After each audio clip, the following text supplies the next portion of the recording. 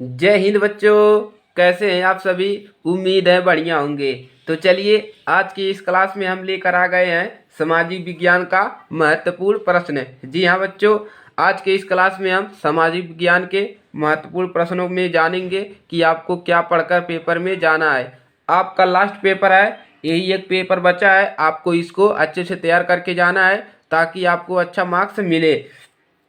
तो जो आपका सामाजिक विज्ञान है वो 4 खंड में विभाजित है आपका। तो उसका पहला खंड हम पढ़ रहे हैं इतिहास। इतिहास मतलब जो है आपका पहला खंड, उसी खंड का हम महत्वपूर्ण प्रश्न को यहाँ पर देखेंगे कि आपको क्या क्या करके किन किन प्रश्नों को आपको पढ़ना है। और आपको ज़्यादा प्रश्नों के पढ़ने की ज़रूरत नहीं है। जो आपका इम्पोर्टेंट प्रश्न हम यहाँ पर करवा दे रहे हैं उसी को आपको पढ़कर जाना है, और उसी में से आपका प्रश्न जो है फंस जाएगा पेपर में। तो चलिए, आज की इस क्लास को हम शुरू करते हैं। तो देखिए, इसमें से आपको अच्छे से आप तैयार करके जाना है। जो आपका इतिहास है, पुरानी बातों को ही इसमें आपको याद करना है क्वेश्चन को। तो चलिए, इन क्वेश्चनों को देखते हैं। तो आपका पहला क्वेश्चन है, चलिए देख लेते हैं। आपका पहला क्वेश्चन है कि 1830 ईस्वी की फ्रांसीसी क्रांति के कोई 3 कारण बताओ। ये आपके 3 नंबर में पूछेगा कि 1830 ईस्वी की फ्रांसीसी क्रांति के कोई 3 कारण बताओ। आपको 3 कारण इसमें बताना रहेगा। चलिए दूसरा क्वेश्चन देख लेते हैं। विस्पार्क जो था एक कौन था? विस्पार्क अपने समय का सबसे बड़ा देखिए कूटनीतिज्ञ था। इस कथन की पुष्टि कीजिए। आपको पुष्टि करना है कि जो विस्पार्क था अपने समय का बड़ा कूटनीतिज्ञ था। इस कथन को पुष्टि कीजिए। आपसे इस प्रकार से प्रश्न पूछ लेगा और पूछेगा कि इसकी पुष्टि कीजिए। तो चलिए आप लोग इसको तैयार कर लीजिएगा, मोस्ट इम्पोर्टेंट है।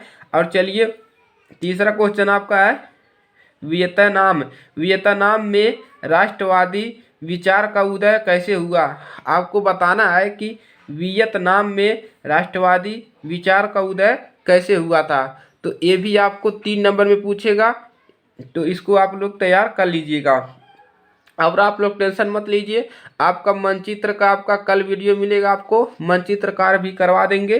तो कल आपको मानचित्रकार वाला वीडियो मिल जाएगा, और इसका ऑब्जेक्टिव क्वेश्चन भी शाम तक आपको प्रोवाइड करा दिया जाएगा। तो चलिए अगला क्वेश्चन देखते हैं। जलियांवाला बाग हत्याकांड। ये मोस्ट इम्पोर्टेंट है, इसको आप लोग तैयार कर लीजिएगा। 1 नंबर में पूछ सकता है, और इस पर टिप्पणी लिखने के लिए कह देगा कि जलियांवाला बाग हत्याकांड पर टिप्पणी लिखिए। और 1 नंबर में पूछ सकता है कहाँ हुआ था जलियांवाला बाग हत्याकांड, तो आपको उसको भी लिखना है। चलिए अब देखिए, इस पर भी टिप्पणी कहने के लिए लिखेगा साइमन कमीशन। आपसे पूछ लेगा साइमन कमीशन पर टिप्पणी लिखिए कि साइमन कमीशन भारत कब आया था। 1 नंबर में पूछेगा साइमन कमीशन पर टिप्पणी लिखिए। तो आप लोग इन प्रश्नों को तैयार कर लीजिएगा। चलिए अगला क्वेश्चन देखते हैं। असहयोग आंदोलन तथा सविनियम अवज्ञा आंदोलन को कैसे अधिक शक्तिशाली बनाया गया। ये मोस्ट इम्पोर्टेंट है आपका, ये मोस्ट इम्पोर्टेंट क्वेश्चन है आपका। इसको आपको तैयार कर लेना है कि असहयोग आंदोलन तथा सविनियम अवज्ञा आंदोलन, ये असहयोग आंदोलन और सविनय अवज्ञा आंदोलन, इसके बारे में भी लिखने को देता है। तो आप लोग इन दोनों को कैसे शक्तिशाली बनाया गया इसके बारे में कह रहा है लिखने के लिए। तो आप लोग इस प्रश्नों को देख लीजिएगा। चलिए अगला प्रश्न है। 1915 में गांधी जी के भारत लौटने के बाद किन स्थानों पर सत्याग्रह आंदोलन चलाया गया। ये पूछ रहा है कि 1915 में गांधी जी जब भारत लौटने के बाद किन स्थानों पर सत्याग्रह आंदोलन चलाया गया। आपसे 1 नंबर में ये भी पूछ सकता है कि भारत यानी कि गांधी जी भारत कब लौटे थे। तो कब लौटे थे? 1915 में। चलिए अगला क्वेश्चन देखते हैं। पूना फैक्ट क्या था। आपको इसमें देखना है कि पूना फैक्ट क्या था। ये पूछेगा कि बताइए पूना फैक्ट क्या था। तो आपको इसको तैयार कर लेना है। चलिए अगला क्वेश्चन देखते हैं। महात्मा गांधी ने असहयोग आंदोलन वापस क्यों लिया। ये भी इम्पोर्टेंट प्रश्न है भाई।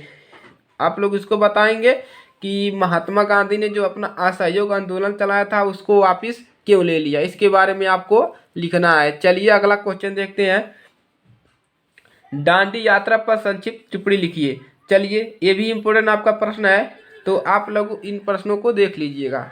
दांडी यात्रा जो गांधी जी चलाए थे, कि दांडी यात्रा पर संक्षिप्त टिप्पणी लिखिए। आपको टिप्पणी लिखना है, तो इस पर आप लोग प्रश्न को अच्छे से तैयार कर लीजिएगा। चलिए 26 जनवरी 1930 पर संक्षिप्त टिप्पणी लिखिए। अब 26 जनवरी 1930 पर आपको टिप्पणी लिखना है, ये भी पूछ सकता है, तो जो जिनको नहीं पता है वो तैयार कर लीजिए भाई कि 26 जनवरी 1930 पर क्या टिप्पणी लिखना है। चलिए अगला क्वेश्चन देखते हैं। सविनियम अवज्ञा आंदोलन असहयोग आंदोलन से कैसे भिन्न था। आपको बताना है कि जो सविनियम अवज्ञा आंदोलन था वो असहयोग आंदोलन से कैसे अलग था, यानी कि ये आंदोलन जो है, ये आंदोलन कैसे अलग था इससे, इसी को आपको बताना है। तो चलिए अगला क्वेश्चन देखते हैं। महामंदी के कारणों की व्याख्या करें। इन प्रश्नों को भी आप लोग देख लीजिएगा कि महामंदी के कारणों की व्याख्या करें, तो इसको आप लोग तैयार कर लीजिएगा प्रश्न को। चलिए 14 नंबर प्रश्न देखते हैं। द्वितीय विश्व युद्ध के होने वाली हानियों का वर्णन करो। आपको क्या वर्णन करना है कि द्वितीय विश्व युद्ध में होने वाली हानि का वर्णन करें। ये भी आपसे पूछ लेगा कि द्वितीय विश्व युद्ध का मोस्ट इम्पोर्टेंट प्रश्न है। द्वितीय विश्व युद्ध में होने वाले हानि, जो मतलब होने वाले जो हानि हुई था, जो यानी कि उसमें नुकसान हुआ था, उसी का वर्णन आपको करना है। चलिए अगला क्वेश्चन देखते हैं। पेशगी व्यवस्था क्या थी। आपको बताना है कि पेशगी व्यवस्था क्या थी, भारत बुनरों पर इसका क्या प्रभाव पड़ा। आपको यही बताना है कि जो पेशगी व्यवस्था क्या थी, भारतीय बुनरों पर इसका क्या प्रभाव पड़ा, इसके बारे में आपको बताना है। तो इसको भी आप लोग प्रश्न को तैयार कर लीजिएगा। तो ये थे आपके इतिहास के कुछ महत्वपूर्ण प्रश्न। और इसमें अगर कोई प्रश्न छूट भी गया है तो आप लोग उन प्रश्नों को भी तैयार कीजिएगा, यही प्रश्न मत ही तैयार कीजिएगा। ये हमने आपको बताया है कि इम्पोर्टेंट प्रश्न जो है उसको हमने यहाँ पर दिया है, और अपने हिसाब से आप तैयारियाँ करते रहिए। और जितना प्रश्न हमने यहाँ पर बताया है, इन सभी प्रश्नों को आप लोग इसको एक बार पढ़ लीजिए, इसको एक बार देख लीजिए। आपके विद्या वगैरह आप लिए होंगे, उसमें सब कुछ दिया है, तो उसी के हिसाब से आप इन सब प्रश्नों को देख लीजिए। ये इम्पोर्टेंट प्रश्न है, ये प्रश्न आपसे फंस सकते हैं पेपर में। तो आज के लिए सिर्फ इतना ही, और आपको शाम तक इसका ऑब्जेक्टिव मिल जाएगा, यानी कि इस इतिहास का आपका खंड ए का आपका ऑब्जेक्टिव शाम तक मिल जाएगा। तो चलिए आज के लिए सिर्फ इतना ही, और अगर ये क्लास अच्छी लगे तो वीडियो को लाइक कीजिए और अपने दोस्तों के पास ज़्यादा से ज़्यादा शेयर कीजिए। और आपको मानचित्र, आप टेंशन मत लीजिए, मानचित्र का आपका जो है 10 नंबर का आएगा मानचित्र आपका, उसको हम कल करवा देंगे। कल आपका मानचित्र दोनों पूरा हो जाएगा, तो आप लोग बने रहिएगा हमारे साथ। तो चलिए मिलते हैं नेक्स्ट क्लास में, तब तक के लिए जय हिंद जय भारत।